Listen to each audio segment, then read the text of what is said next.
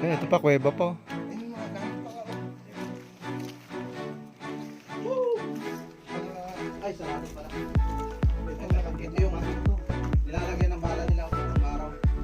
Mga gamit pa. Nag-alahalang mga hapon. Mga gamit ng hapon na. Kinain. Uy, ano yan? Mahal yan sa atin. Antik yan. Tignan mo yung kwarto. Mahal yan. Dali mo. Ay, ito pala yung kwarto. Dapat ay ano pala, dinala natin yung flashlight. Ano?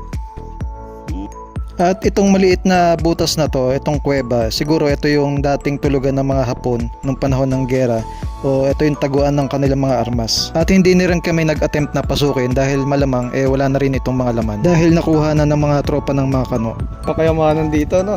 Yun na. Siguro nga may kayaman dito siguro. Kalburo, yung kalburo. Alcohol. Alcohol, binay-chard. Oo, tapos dito yung ano yung apoy. Parang ito yung